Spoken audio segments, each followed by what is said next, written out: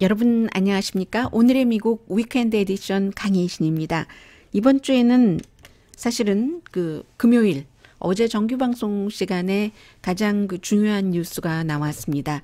마이클 블룸버그 전 뉴욕시장이 민주당 예비선거에 뛰어들겠다라고 발표를 했고, 물론 지금 뛰어들겠다고 하고 알라바마주에서 서류 접수를 했습니다. 주마다 이제 서류 접수 마감 시한이 다르기 때문에요. 그렇지만 뭐 중도에 어떻게 될지 모르겠고, 아무튼 일단 지금은 출발은 했는데, 이 사람이 왜 중요하냐면은 조 바이든 부통령이라던가 아니면 조 바이든과 마찬가지로 온건한 입장에서 젊은 사람이지만요. 37살밖에 안 됐지만 핏 브리저즈라는 사람에게 위협이 될 수 있고, 그에 비해서 엘리자베스 워렌이라든가 아니면 버니 샌더스 후보처럼 굉장히 빈부격차를 줄이는 것, 그리고 이제 부자에 대해서 뭔가 좀 강한 세금안 같은 것을 만들려고 하는 사람에게는 좋을 수도 있죠. 상대 조 바이든 같은 사람을 약하게 할 수 있기 때문에 같은 내부에서 경쟁을 하는 거죠. 이로써 이제 민주당의 예비선거 후보가 16명이 됐는데, 마이클 블룸버그가 굉장히 강한 후보가 될 수 있다고 월스트리트저널은 사설에서 썼습니다.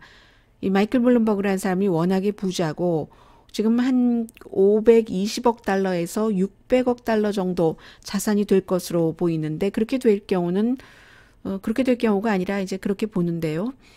트럼프 대통령, 내가 얼마나 부자인 줄 아느냐 하는데 트럼프 대통령보다 한 10배 정도 돈이 더 많은 사람입니다. 그래서 돈 많은 마이클 블룸버그를, 여러분들께서 해외여행을 많이 다니시는 분이라면 공항에서는 항상 마이클 블룸버그가 만든 블룸버그 LLC가 만든 블룸버그 뉴스를 많이 틀어놓고 있는데, 이 돈이 많은 마이클 블룸버그의 돈으로 할 수 있는 여러 가지 속성 같은 것을 월스트리트저널이, 역시 돈 많은 사람들이 읽고 경제에 포커스를 두는 신문이 잘 알고 있습니다. 그렇기 때문에 이제 강한 후보가 될 것이라고 했고, 마이클 블룸버그 전 뉴욕시장에 대해서는 사람들이 잘 모르기도 하죠. 왜냐하면 전국구에서 뛰어보질 않았기 때문에. 뉴욕시장을 재선까지 했는데, 처음에 할 때도 정치가 아무리 돈으로 모든 것을 살 수 없다고 말하는 것은 세계 공통적인 이슈입니다. 그러나 블룸버그는 이 정치인이 되는데 돈으로 그것을 해냈습니다. 라이벌보다 굉장히 많은 돈을 들여서요. 처음에는 한 1,000만 달러 정도 썼던가요? 1,000만 달러 조금 못 썼습니다. 그리고 이제 4년 뒤에는 그것보다 10배가 많은 1,000만 달러 보다 10배 많으면 얼마죠? 1억 달러. 1억 달러여도 지금 마이클 블룸버그의 자산이 거의 600억 달러라니까 600분의 1밖에 안 되잖아요. 물론 대통령 선거에선 더 많이 쓰겠지만, 다른 후보들은 본인들이 일일이 선거 기금 모금을 하고, 그리고 나면 이제 정부에서 주는 매칭 펀드 같은 것을 갖고 하는데, 이 사람은 돈 걱정을 할 필요만 없는 게 아니라 누군가가 자신에 대해서 공격을 할 때 돈이 많으니까 텔레비전 타임을 돈으로 사서 광고로 다 그것을 엎을 수 있는 그 정도의 여유가 있는 사람이고요. 원래 마이클 블룸버그 전 뉴욕시장이 뉴욕시장 선거에 출마하기 전까지는 민주당이었습니다. 평생 민주당이었던 사람이에요. 지금 나이가 많으니까 제가 평생이라는 표현을 썼습니다. 77살이니까요. 그러다가 그 당시에 공화당으로 나가는 게 낫겠다 했기 때문에 공화당으로 바꿨고, 뉴욕의 시장을 한 뒤에는 쭉 무당파로 있다가 지난해에 민주당으로 등록을 했습니다. 그래서 한번 대선에 나갈까 하다가 조 바이든이 나오니까 같이 좀 온건하게 겹치기 때문에요. 비즈니스를 한 사람이기 때문에 사업에 대해서는 조금 공화당에 가깝다고도 볼 수 있고요. 친비즈니스적입니다. 그러나 사회적인 이슈에서는 상당히 진보적인 사람이기 때문에 민주당이기도 한 거고요. 그동안에 이 돈 많은 사람이 총기 규제를 위해서, 그리고 또 기후변화를 막기 위해서 본인의 돈을 굉장히 많이 썼습니다. 트럼프 대통령을 아주 싫어해서 본인 자신이 뉴욕 사람이고, 트럼프 대통령도 지금은 거주지를 플로리다로 옮긴다고 발표를 했지만 같이 뉴욕 사람이기 때문에 만나기도 많이 만났고, 제가 사진을 올려놓은 걸 보면 마이클 블룸버그와 빌 클린턴과 트럼프와 루돌프 줄리아니가 같이 골프 치는 장면을 그 장면 예전에는 그렇게 친하게 다 지냈어요. 그래서 내가 뉴요커이기 때문에 이 트럼프 대통령은 사기꾼이다. 잘 알고 있다. 이런 얘기를 굉장히 많이 했었고요. 어제 트럼프 대통령은 그 엘라바마가 아니라 조지아주의 애틀란타로 가면서 이제 이 내용이 나왔었기 때문에 나 하나도 뭐 신경 안 쓰고 걱정 안 하고 리틀 블룸버그라고 리틀 마이클이라고 했던가요? 리틀 블룸버그라고 했던가요? 작잖아요. 사진에서 보시는 것처럼 트럼프 대통령이 워낙에 크고 마이클 블룸버그도 그렇게 작은 사람은 아닌데 빌 클린턴 대통령도 뭐 크고 하니까 작게 보이네요. 같이 서 있을 때는 리틀 마이클인가 리틀 블룸버그라고 그런 식으로 트럼프 대통령이 표현을 했지만 그러나 트럼프 대통령에 의해서 열하루 공보국장으로 일을 했었던 앤토니 스칼라무치 같은 경우는 트럼프 대통령이 마이클 블룸버그가 만약에 민주당 후보가 된다면 대선 후보요. 굉장히 걱정할 것이다. 비슷한 것도 많고 뭐 돈에서 그 본인이 위축될 수도 있고요. 기타 등등 리틀 블룸버그라고 했군요. 그래서 말씀드린 것처럼 돈이 많다는 것이 이 사람이 곧 뭔가 갖고 싶은 정치적인 파워를 갖게 되는데 결정적이라고 말할 수는 없습니다. 이미 민주당 내부에서 보여주고 있잖아요. 뭐 거의 한 5천만 달러 썼던가요? 그렇게 해서 톰 스테이어가 헤지펀드를 했었고 기후변화에 대해서 아주 활발하게 활동하고 있는 톰 스테이어가 최근에 뛰어들어왔는데 돈을 그렇게 한 개인 돈 5천만 달러, 4천 몇백만 달러일 겁니다. 거의 쓰고 지금은 이제 그 5천만 달러 더 썼을지도 모르고요.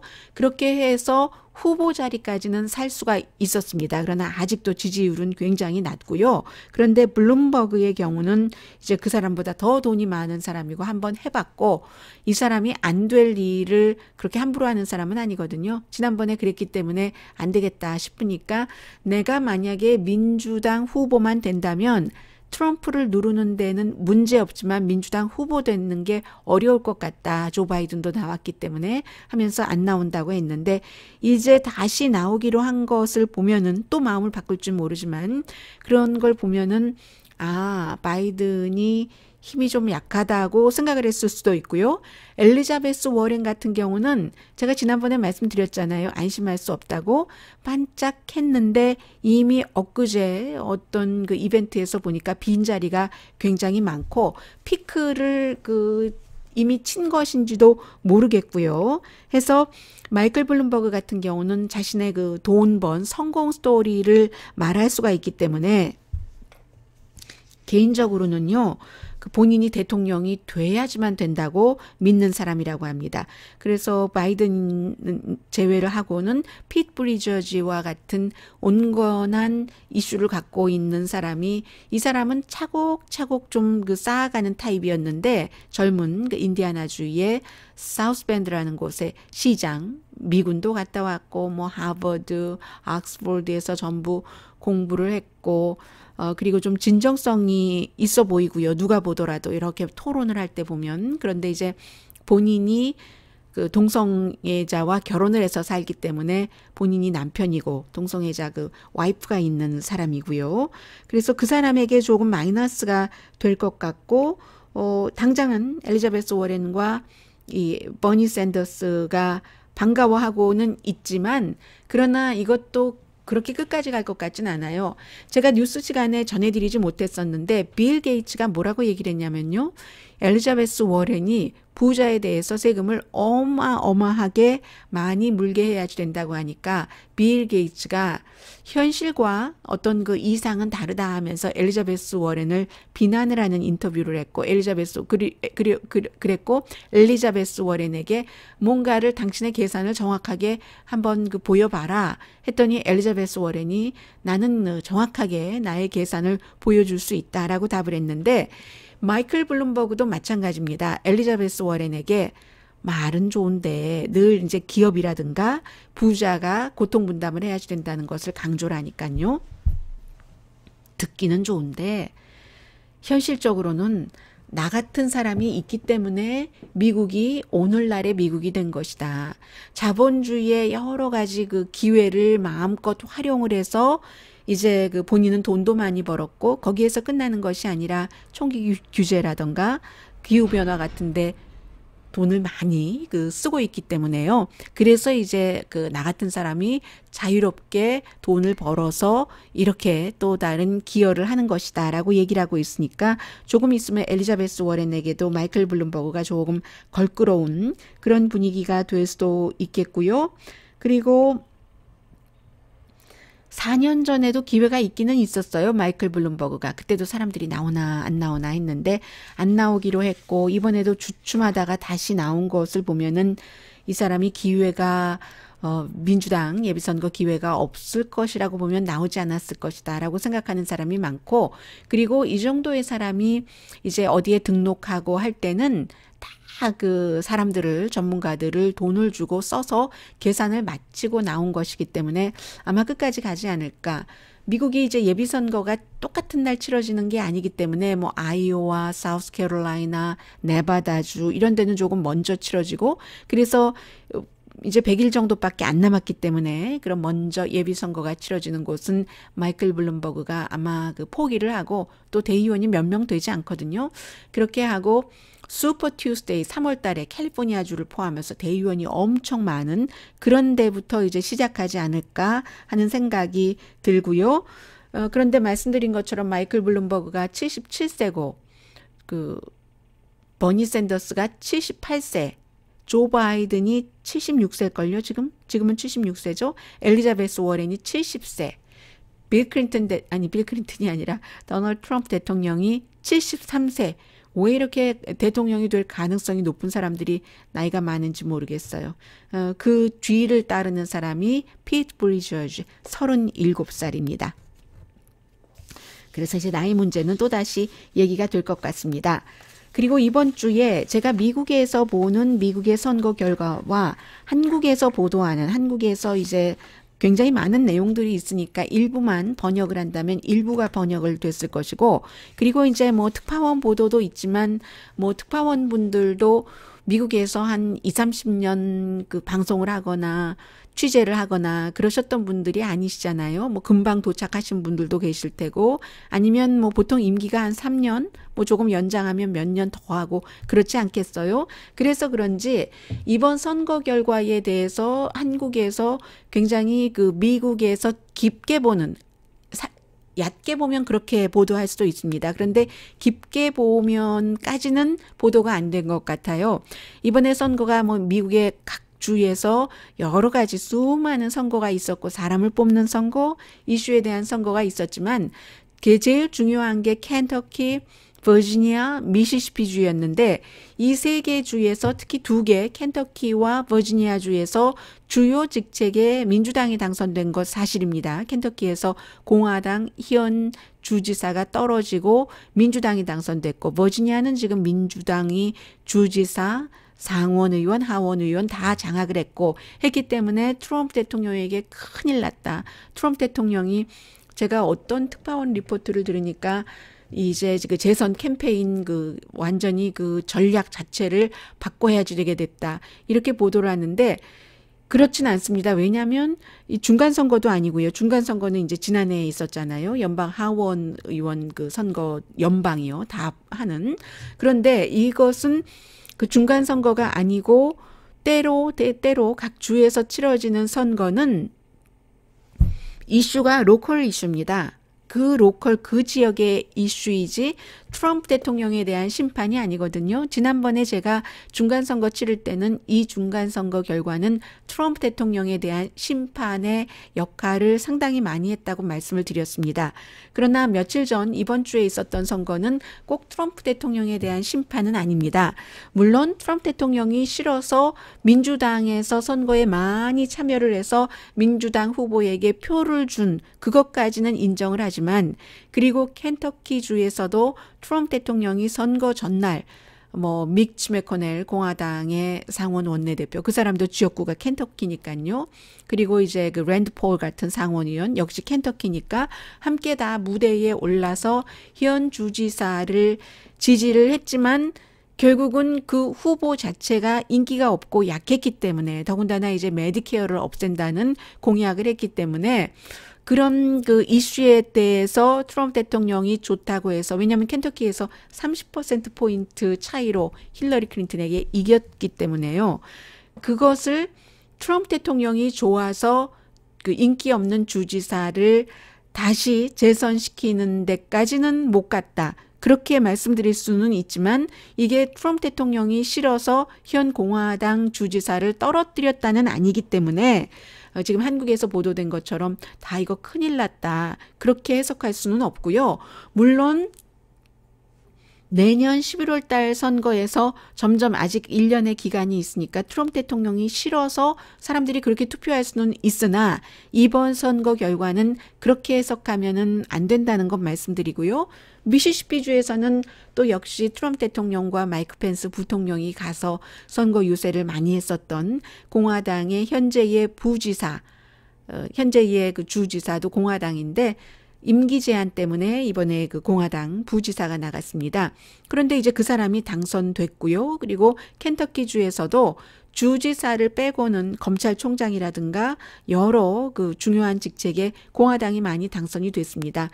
그리고 이제 버지니아주 같은 경우는 이미 중간선거에서 트럼프 대통령에 대한 심판을 어느 정도 보여줬고, 전부터 차츰차츰 그 부시 이후에 오바마 때부터 민주당 성향이 강해지는, 인구비로 보면, 유권자비로 보면 그렇게 변했기 때문에 버지니아주는 이제 블루 스테이트가 됐다 해서 이번 선거 결과 블루 바람이 많이 분 건 사실입니다. 펜실베니아라든가. 그런데 그 블루 바람이 분 것 자체는 사실은 트럼프 대통령이 싫기 때문에라는 게 어느 정도는 포함이 됩니다. 이 블루 바람들이 원래 도시에서는 공화당보다는 민주당을 지지하잖아요. 그런데 이번에는 도시 인근의 그쪽 지역에서도 보수가 아니라 민주당 쪽에 바람이 많이 불었다, 그 정도 생각하시면 되고요.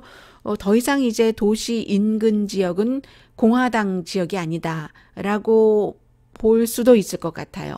이제 한두 번 선거 더 치러지면 델라웨어 같은 데서도 그 도시 인근 외곽지대에서는 민주당이 굉장히 이번에 잘 그 싸웠거든요. 그래서 그 정도로 말씀드리고, 이게 트럼프 대통령에게 아주 그 빨간불이 켜진 것은 아니다라는 것을 강조드리겠습니다. 그리고 이 내용은 트럼프 대통령에게 정말로 빨간불인지 아닌지 아직까지 잘 모르겠으나 적어도 그린 색깔의 불은 아닙니다. 의회에서 지난주보다는 이번 주가 좀 그 하원 그 탄핵 청문회가 뉴스가 좀 적었어요. 뉴스가 좀 적긴 했지만 벌써 한 주일 전까지만 하더라도 500페이지라고 하더니 지금 2700페이지 청문회에 출석했던 사람들이 어떠한 증언을 했는지가 전부 그 민주당의 하원 소위원회에 의해서 공개가 됐는데, 그 대통령은 마녀사냥이다, 나 신경 안 쓴다, 아무 의미 없다라고 얘기를 합니다. 그런데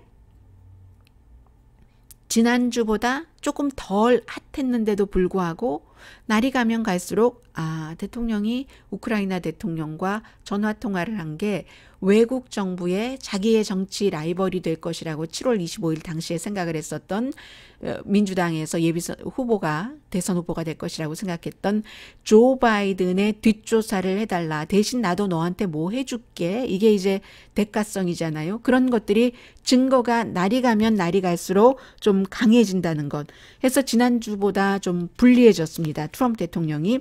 같은 스토리가 반복되긴 하는데 증거의 색깔이, 농도가 진해지니까요, 명도가 강해지니까 이게 그 전화뿐만이 아니라 어디서 만나기도 했고 제법 긴 기간 동안에 했네. 그러니까 이제 그럴 때 사람들이 이걸 캠페인이라고 부르고 있죠.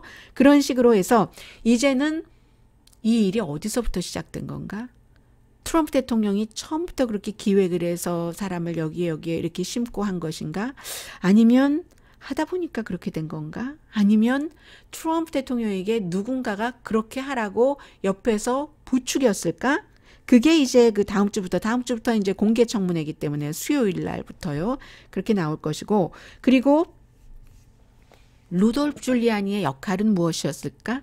지금 트럼프 대통령 옆에 사진에서요. 유튜브 보이는, 지금은 개인 변호사지만 이 사람의 역할은 어디까지였을까? 또 하나는 공화당이 트럼프 대통령을 지키기 위해서 좀 전에 말씀드린 것과 연관이 되는데요. 트럼프 대통령은 뭐 큰 깊은 뜻이 없었는데 루돌프 줄리아니 같은 사람이 옆에서 부추겨서 그렇게 된 것 아니야?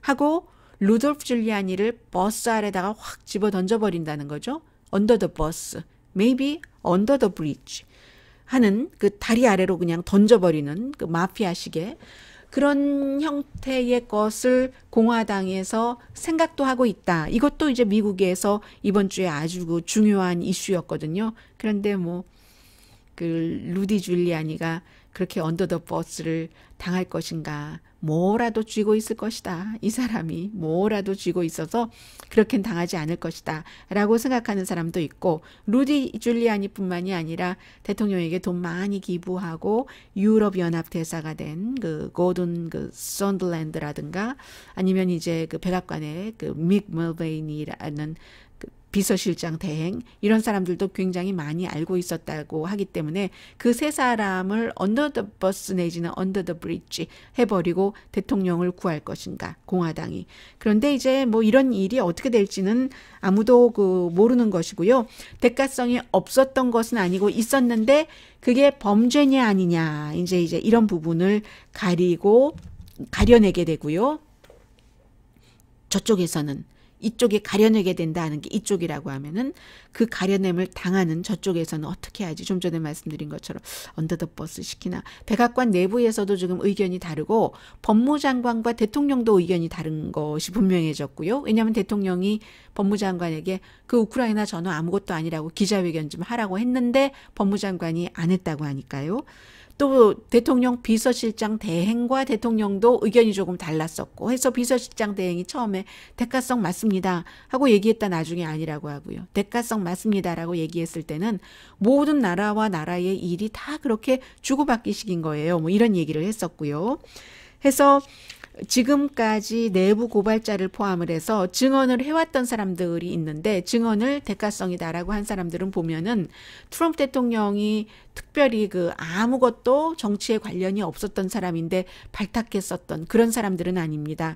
이 사람들이 뭐 우크라이나의 전 대사라든가 우크라이나의 전 대사 대행이라든가 뭐 빌 테일러 이런 사람들은 원래부터 수십 년 동안 직업 외교관을 해왔었던 사람이기 때문에 뭐 여러 번 다른 나라의 우크라이나를 포함을 해서 뭐 파키스탄, 레바논, 요르단 대사직을 했었던 사람이고, 대통령은 공화당으로도 민주당으로도 자꾸 바뀌고 또 바뀌어도 그 사람들은 그 다른 당의 대통령 아래서 여러 그 외교관으로서의 역할을 했었던 사람이거든요. 그 사람들이 지금 연방 하원에 대가성이 있었다라고 증언을 하고 있습니다. 이렇게 증언을 할 때는요, 지금의 직업이 위험에 처해질 수도 있고 앞으로 다른 일을 하는데 어려움을 겪을 수도 있지만 용기 있는 사람들이죠. 본인들이 믿고 있는 그 바를 그 증언을 하고 있기 때문에, 물론 그 믿고 있는 바에 대해서 최종적으로는 그렇게 증언한 것이 옳다 아니다라는 것은 그 하원 의원과 상원 의원들이 판결을 하는 것이고요. 그래서 이제 다음 주 수요일부터 있을 그 공개 청문회라는 것은 그건 이제 새로운 내용이 나올 것이라고 기대하지는 않습니다. 그러나 대중들을 교육하는 차원이죠. 그래서 그랬었다지 하고 한두 마디 듣고 읽고 헤드라인 정도 했었던 사람들이 그 증언자의 목소리를 직접 듣고 또 얼굴을 보고 하면은 이제 확 와닿을 수가 있기 때문에 그런 뜻에서 이제 대중교육이다라고 말씀을 드렸고요. 그리고 트럼프 대통령의 지지자들은 그렇다고 해서 마음을 바꿀 것인가, 마음을 바꾸지 않을 것이라고 보는 사람이 많습니다. 많다고 말씀드렸습니다. 왜냐하면 지금까지 3년 동안 트럼프 대통령이 했었던 여러 가지 말의 잔치와 행동의 불일치 같은 것을 굉장히 많이 봤는데, 물론 트럼프 대통령 지지자 입장에서는 대통령이 잘한 일도 많겠죠. 이제 뭐 세금 감면을 해준 것이라든가 규제를 풀어준 것은 뭐 한인들 가운데서도 좋아하는 사람 상당히 많습니다. 이민자에 대해서 함부로 대하는 것을 좋아하시는 분들 많고요. 한인분들 가운데서도 본인도 이민자면서 그렇게 생각하고 계시는 분들도 있고요. 그렇습니다만은 또 트럼프 대통령이 하는 것에 못마땅해 하시는 분들은 정말 창피해, 저런 사람이 대통령인 게 라고 생각을 하지만, 트럼프 대통령 지지자들은 그렇게 생각하지 않기 때문에 굉장히 자랑스럽고 훌륭하다고 트럼프 대통령을 좋아하고 뭐 사랑하고 흠모하고 이러는 분들도 많기 때문에, 뭐 우크라이나 대통령과 전화통화 내용 뭐 좀 나왔기로써니 마음이 변하지는 않을 것이다라고 보는 사람이 상당히 많습니다. 그러나 이 상당히 많은 것보다는 훨씬 적지만 일부에서는 달라질 수도 있다. 워터게이트 사건도 어느 날 갑자기 무너진 거다. 워터게이트가 이제 이미 45년 전에 일이 됐는데요. 어느 날 갑자기 무너진 거다. 사람들의 보이스가 들리고 또 사람들의 그 얼굴이 보이고 그러면서 민심이 바뀌니까 할 수 없이 그 정치인들도 마음을 바꿀 수밖에 없었다. 뭐 예를 들어서 알렉산더 버터필드 같은 리처드 닉슨의 보좌관이요. 69년부터 73년까지 보좌관은 아니고 부보좌관이었었죠. 이런 사람이 테이프 시스템이 있다라고 얘기를 한 그 날짜가 7월 13일이었습니다. 백악관에 테이프 시스템이 있다라고 증언을 했어요. 이런 것부터 시작해서 사람들이 딱 달라지기 시작했고, 공화당 정치인들이 달라지기 시작했고, 그런데 나중에 이 사람 크게 보복받지는 않았고요. 뭐 연방 항공국에서 또 일하기도 했습니다. 그게 이제 테이핑 시스템 그 한 가지가 있고, 또 하나는 존 딘, 이 대통령의 그 법률 자문, 이 사람이 대통령에게 지금 대통령직에 암이 있다, 뭐 이런 그 얘기도 했고요. 뭔가 이제 처음에는 이제 워터게이트 덮으려고도 했지만 나중에 이제 대통령이 뭐 해고하고 기타 등등 이런 문제가 생기면서 불과 몇 주일 사이에 2주일, 1주일 사이에 워터게이트 사건이 확 뒤집혀서 닉슨의 마음이 뒤집히고 물러나게 되는 일이 있기 때문에 이 탄핵 절차에 대해서는 성급하게 누가 뭐라고 말씀드릴 수가 없고, 중간에 어떤 일이 일어날지도 모르고, 아니면 가장 고전적인 믿음으로는 그 상원에서는 통과되지 않을 것이다라는 그런 것이 지금 대체적인 일반적인 전망이지만, 일반적인 전망을 누를 수 있는 사태도 일어날 수 있다라고 말씀을 드립니다. 글쎄요. 그리고는 근데 또 그 당시에는 정부라던가 의회라던가 사람들이 많은 것을 믿었는데, 지금은 그렇지 않아서 그 사람들이요, 그 한국의 지난번에 그 조국 장관 사태 때와 비슷한데요. 미국에서도 그 어떻게 사람이 사람을 악마라고 생각하고 부르고 그렇게 말할 수 있는지 전 정말 이해가 안 되는데, 저희 그 조국 사태 때 미국에서도 그랬거든요. 저의 그 동료 가운데 한 사람도 조국을 지지하지 않고 검찰의 수사를 반대하지 않는 사람은 악마다라고 얘기를 해서 깜짝 놀랐습니다. 그리고 거기에 대해서 아무런 대꾸를 하지 않았는데, 보수가 됐던 진보가 됐던, 그리고 그렇게 말을 할 때 그 사람이 아주 좋은 사람이거든요. 순수하기도 하고, 순수해서 그럴 수 있을지는 모르겠습니다만은 정치도 상당히 많이 알고, 너무 깜짝 놀라서 보수이건 진보이건 사람이 다른 생각, 정치적인 시각이 다른 사람에게 그렇게 아주 정말 앙심 내지는 그 악의를 품고 저쪽은 악마야라고 얘기하는 것을 보고 저는 너무 깜짝 놀랐거든요. 그런데 요즘 미국 사람들도 그런 사람들이 있다는 겁니다. 지금 최근에 조사를 보면은 10명 가운데 각 각각 4명, 공화당이건 민주당이건 많네요. 4명이나 서로를 악마라고 생각을 한답니다. 그리고 그 가운데 5명 중에 1명은 정말로 인간이 아니, 이게 뭐 악마라는 얘기인가요? 뭔가요? fully human이 아니라고 생각을 한대요. 상대는 트럼프 대통령을 지지하거나 트럼프 대통령을 반대하는 사람들에게 그 반대의 생각을 갖고 있는 사람들이 악마이거나 아주 fully human이 아니다라고 미국 사람들도 생각을 하고 있다고 하니까 의회에서 어떤 조사가 나올 때 어떻게 사람들이 반응할지도 굉장히 걱정이 되고요. 그리고 트럼프 대통령이 계속 뭐 호크스다, 뭐 위치헌트다, 뭐 이런 식으로 얘기를 하니까 트럼프 대통령 지지자들이 어떤 형태로 반응을 할지 너무 두렵기도 합니다. 저는. 아무튼 그렇습니다. 그래서 트럼프 대통령 지지자 가운데는 이 린지 그레이엄 의원 같은 경우가 이 사람도 이번에 트럼프 대통령에게 잘 보이려는 것도 있고 트럼프 대통령에게 꼭 잘 보이려고 그러겠어요. 트럼프 대통령을 지지하는 유권자가 많으니까 그 유권자들이 꼭 또 자신의 유권자이기도 하니까 그 사람들한테 표 받으려고 그러겠죠. 하원 의회 민주당 하원에서 어떤 조사를 하든지 난 그 보고서도 읽지 않겠다.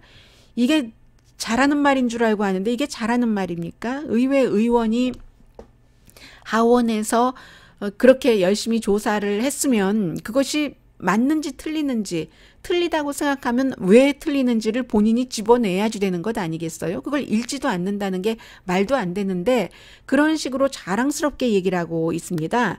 이 린지 그레이엄이 계산 뭐 좀 잘못한 것 같아요. 스윙 보터를 잊은 것 같은데 본인은 뭐 스윙 보터가 필요 없다고 생각하는지 모르지만 본인이 스윙 보터가 필요 없다고 생각을 해서 이렇게 말한다면 이 트럼프 대통령을 위하는 것도 아니잖아요. 트럼프 대통령은 지금 스윙 보러가 필요합니다. 재선이 되려면 스윙 보러들은 좀 더 그 온건한 입장이고 보수적인 입장이기 때문에 아 그런가 저런가 하면서 뭐 좀 자세히 들여다보기도 원하고 하는데 그럴 때는 이 린지 그레이엄이 내가 그 하원에 조사하는 그 과정이라든가 여러 가지는 마음에 들지 않고 그리고 상당히 편파적이라고 생각하지만 그러니까 한번 조사해봐라. 내가 철저히 점검을 하겠다. 아주 꼼꼼하게 리뷰를 하고 나 나름대로 결정을 내리고 한 표를 던지겠다. 이렇게 말을 해야지 정상인데 이 사람은 트럼프 대통령이 무죄인 거 나 아니까 그러니까 체크할 필요가 없어.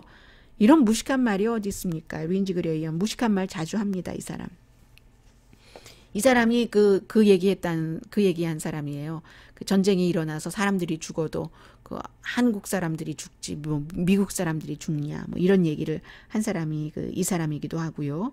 그때 그 말을 트럼프 대통령이 했다고 했나요? 본인이 했나요? 트럼프 대통령이 했다고 했었죠? 아무튼 뉴스가 하도 많고 시간이 어느 정도 지난 사안이라서 조금 혼돈되네요. 아무튼 그랬고요. 그래서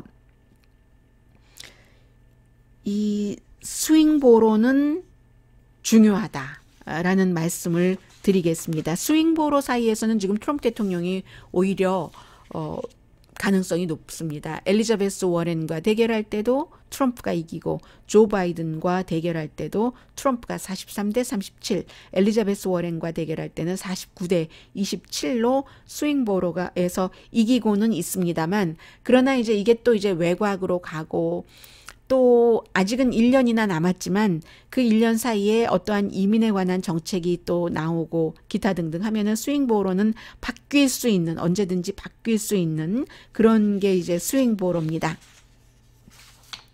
또 하나 제가 이번 주에 미국에서 그 방송을 하면서 가장 참 인간적으로 측은하기도 하고 저 사람들은 어떻게 될까 하고 지금은 이제 정규 방송 시간이 아니니까 제가 이런 말씀을 더 노골적으로 드리는데 지켜본 사람이 두 사람입니다. 제프 세션스라는 전 법무장관 그리고 그 전에는 엘라바마주의 연방 상원의원. 지금 정정해 드리겠습니다.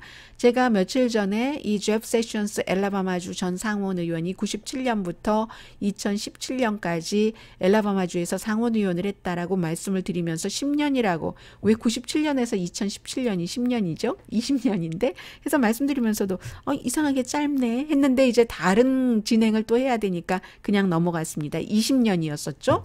그리고는 트럼프 대통령이 불러서 법무장관이 됐는데 불렀다기보다 부를 수밖에 없었죠. 이 사람이 연방 상원의원 100명 가운데 아무도 도널드 트럼프라는 사람을 인정하지 않을 때 그 사람을 제일 먼저 지지하고 나섰으니까. 그런데 막상 법무장관이 되고 나서는 본인이 아니라고 했는데 러시아 사람들 몰래 만났었고 이랬던 것이 드러나고 나서 그래도 법무장관으로서는 역할을 한 거죠. 그랬기 때문에 나는 러시아 스캔들 수사에서 내가 빠지겠다 하고 부장관이 그걸 총괄하면서 그 부장관이 지금은 이제 자리에서 없습니다만 특별검사를 로버트 멀러를 임명한 것 아니겠어요. 그래서 트럼프 대통령이 내가 정말 사람 잘못 뽑았지. 통탄을 하다가 거의 그 내쫓아버리듯이 그 사임을 했는데 이 사람을 왜 주목하냐면 지금 다시 엘라바마주에서 상원의원에 나오겠다고 하고 트럼프 대통령 눈치 보는 게 너무 안쓰러워서요. 이 엘라바마주가 이 사람이 법무장관으로 가면서 공석이 되니까 어떤 그 검사 출신의 굉장히 엘라바마주에서 인기가 있는 극보수적인 사람. 그런데 젊었을 때 30대 40대 때 굉장히 많은 여성들을 무슨 그 남자가 여자에게 저지를 수 있는 그런 그 범죄를 어린 뭐 14살 소녀를 포함해서 저질렀다 해서 덕 존스라는 정치 경험이 없는 민주당이 지금 당선이 돼 있잖아요. 그러니까 본인의 자리를 찾아가겠다. 내년 선거에서 찾아오고야 말겠다 하고 딱 출사표를 던졌는데 트럼프 대통령이 뒤에서는 어떻게 저 인간을 떨어뜨리는가 이런 얘기도 서로 나눠봤다고 하고요. 측근끼리. 그러다가 어제 얘기하는 거 보니까 그를 그가 출마하는 것을 반대하지는 않겠다. 본인이 트럼프 대통령이 지금 따로 지지하는 사람이 있습니다. 그래서 반대하지는 않겠다. 그러나 나는 그를 지지하지도 않겠다라고 얘기를 했거든요. 그런데도 제프 세션스는 법무장관으로 있는 내내 그렇게 모멸, 모욕 이런 모든 단어들이 생각할 만한 순간순간을 트럼프 대통령으로부터 당하고 그렇게 물러나고 나서도 키스업이라고 표현을 하면 좋을 것 같아요. Kiss up to Trump. 트럼프 대통령을 칭찬을 하는 겁니다. 물론 내가 트럼프 대통령과 정말 좋았던 시절, 나빴던 시절, 미국 말로 표현을 하자면 ups and downs가 있었지만 트럼프 대통령은 미국을 위해서 아주 훌륭한 일을 한 사람이고 나도 정말 100명 가운데 유일하게 트럼프 대통령을 상원의원으로서 지지했었던 사람이다. 이런 얘기들을 하고 있거든요. 글쎄요. 그래서 모르겠습니다. 이 사람의 미래가 어떻게 될지 저는 좀 궁금하고요.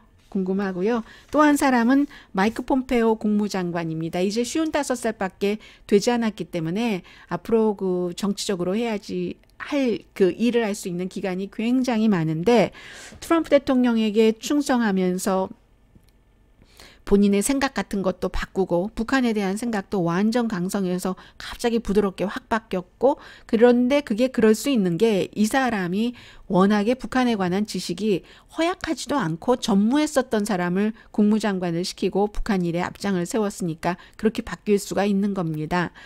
이 사람이야말로 캔사스의 연방 하원 의원 3번을 했으니까 정치인 경력이 6년이 전부였는데 그 6년 된 사람을 또 갑자기 CIA 국장으로 해서 CIA 국장에서 한 1년 동안 일하는 동안에 북한 문제를 그때 접해보지 않았겠어요? 그러니 뭐를 알겠어요?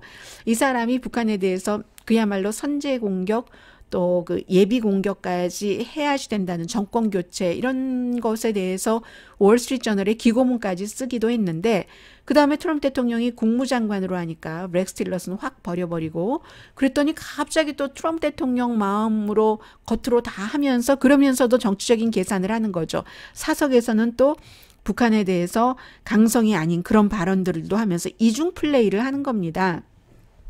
그렇게 하면서도 결정적으로는 또 파워가 있는 대통령 옆에 붙어야지 되니까 본인의 부하들 우크라이나 대사라든가 이런 사람들 해고하라 그러면 아무 말도 없이 척척 해고해버리고 하더니, 그러더니 지금 국무부에서 모든 그 국무부 직원들이 7만 5천여 명인데, 제가 지난번 방송한 거 살짝 들어봤더니 7만 2천 명이라고 잘못 말씀드렸어요. 7만 5천여 명 되는 국무부 직원들이 마이크 폼페오를 지지를 안 한답니다. 자기 이속만 챙기는 사람, 얄팍한 사람, 이렇게 지금 궁지에 몰렸고, 더군다나 거짓말도 많이 했기 때문에 그동안 우크라이나에 대해서 전화통화도, 나는 그거 처음 듣는 얘기인데, 그럼 그건 어떻게 알았어요? 하면, 우크라이나 쪽에서 그 성명 발표한 것 보고 알았습니다. 이런 식으로 거짓말을 아주 유치하고 치사하고 정말 그렇게 하다가 나중에 본인 같이 다 들었다는 것 아니겠어요? 그 전화 통화 내용. 그래서 마이크 폼페오의 운명이 어떻게 될 것인가. 제가 마이크 폼페오와 제프 세션스, 그리고 뭐 루디 줄리아니 같은 사람도 마찬가지죠. 언더 더 버스를 당할 것인가. 이게 굉장히 궁금하고요.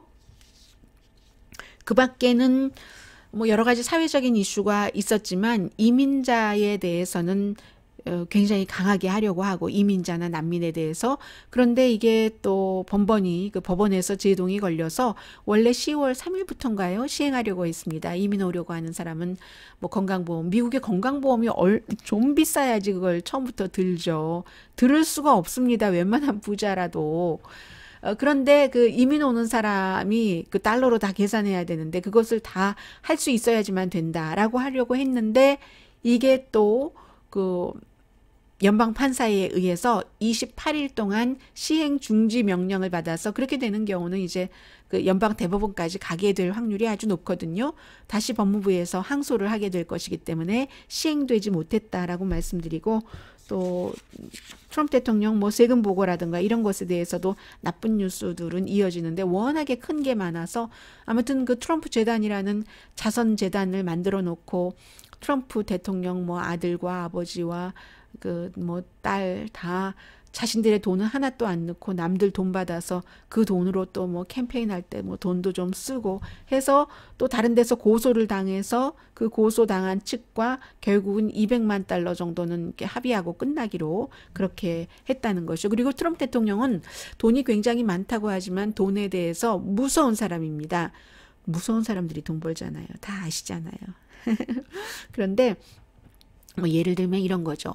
911 사태가 일어났었을 때 본인의 그 빌딩, 뭐 본인이 뭐 나가서 뭐를 도왔다, 이거는 아무도 본 사람이 없다는데 그렇게 하고, 그래, 그것은 그것이고, 또 본인의 그 빌딩이라든가 본인 소유의 어떤 건물이 하나도 해도 받지 않았는데, 많은 돈도 아니에요. 뭐 몇십만 달러 정도를 이렇게 사기죠. 거의 사기처럼 해서 우리 피해 입었다 해서 받아먹고 하는, 그렇게 돈에는 좀 무섭습니다. 그래서 이번에도 200만 달러, 나는 절대로 합의 내 사전에 합의라는 건 없어 하더니 그 합의를 했어요. 그 법원에서 중재하는 합의를 해서 그런 게 있고, 그리고는 이제 크게 보면은 미국이 이제 3년 동안 완전히 국제사회에서 영향력은 잃어버렸습니다.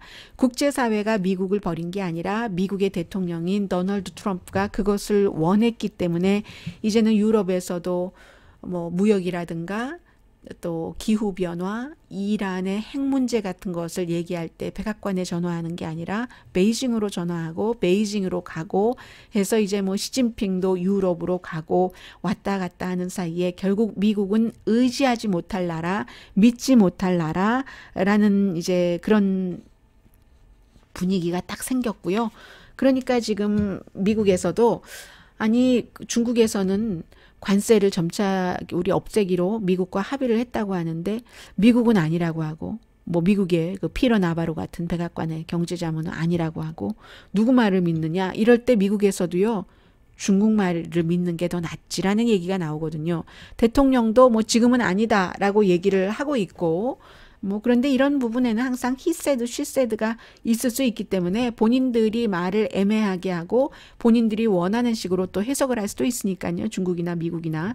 그런데 미국 내부에서도 이제 행정부에 대한 신뢰 자체는 많이 떨어졌다고 말씀을 드리고, 또 무역과 관련해서는 분명한 것은 제조업이 뭐 3개월 연속 마이너스 성장이었기 때문에, 이것은 이제 그 미국에서 연기 나는 제조업을 뭐 그것도 물건 만들어 놓으면은 뭐 $5, $10 이짜리 이런 게 아니고요. 물론 항공기라든가 전투기를 만드는 그런 제조업은 해야죠.